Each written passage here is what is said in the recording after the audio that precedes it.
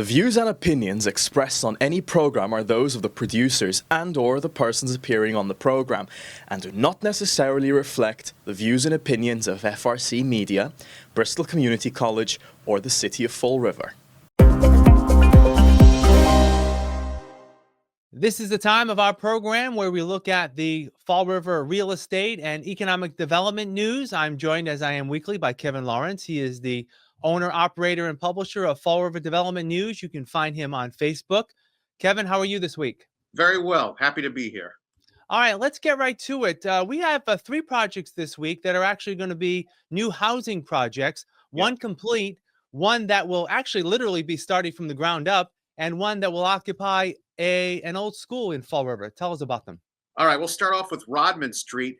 Demolition has started at an industrial property at 771 Rodman Street. It's the former Rodman Repair Garage. It's going to be transformed into a new residential townhouse development. The construction fences have been set up around the perimeter of the old garage. They removed everything from inside and outside, and they'll be raising that building soon. And Rodman Enterprises, LLC, they propose to construct 4 townhouse-style apartment buildings containing a total of 14 units, 2 4-unit buildings, and 2 3-unit buildings. So that's an industrial property that's going to be transformed into a residential area very soon.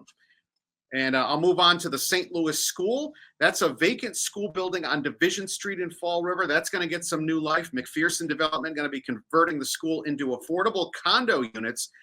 It'll have 18 condo units. The good news about this project is it's going to be affordable residential purchasing. 9 of the new condominiums will be sold to home buyers earning up to 80% of the area median home income, and 100% will be, the other remaining 9 units will be for home buyers earning up to 100% of the area median income. So that's going to give some people an opportunity to get into some new housing at a more affordable price with what's going on lately. And finally, we'll do the credit union.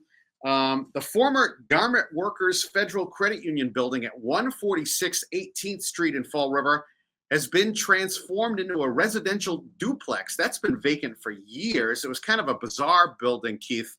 It was very retro looking. It's got a stucco facade. And now it has 2 duplexes, and they're asking, believe it or not, $699,000 for those 2 duplex units.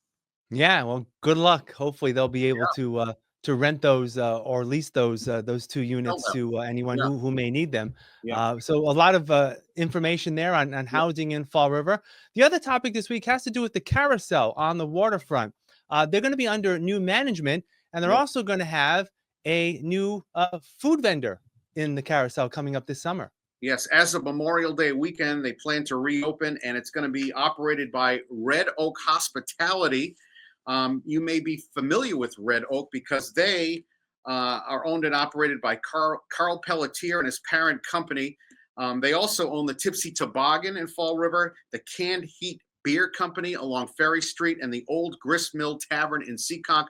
They're taking over operations at the carousel, and they say guests can expect everything from large-scale events to intimate birthday parties and for milestone celebrations. They're also planning to make it a year-round destination. They're planning to have some holiday festivities during the Christmas season at the carousel. So that's really going to be a great thing because it was only really operating during the summer months, but they're going to try to make it a 12-month a year destination rather than just a seasonal spot in the summer. And the big news is also Mr. Pelletier and his entity, Red Oak Hospitality, they're also going to be opening up Gathering Grounds Cafe inside the carousel. They also have one at the Grist Mill in Seekonk.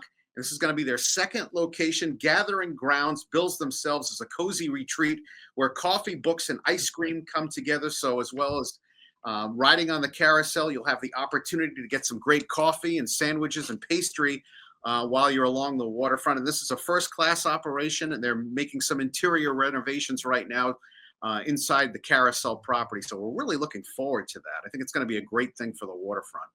Yeah, I know down at the carousel, they've had a little ice cream shop down there. So that's usually on the ground floor.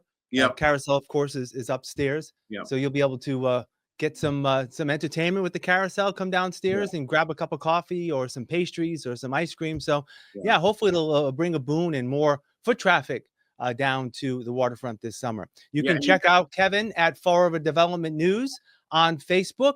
Like him, subscribe, follow, whatever you need to do. If you want to get the update on local economic development and real estate issues in Fall River, follow Fall River Development News. All right, Kevin, we'll talk next week. Thank you. Thank you, Keith.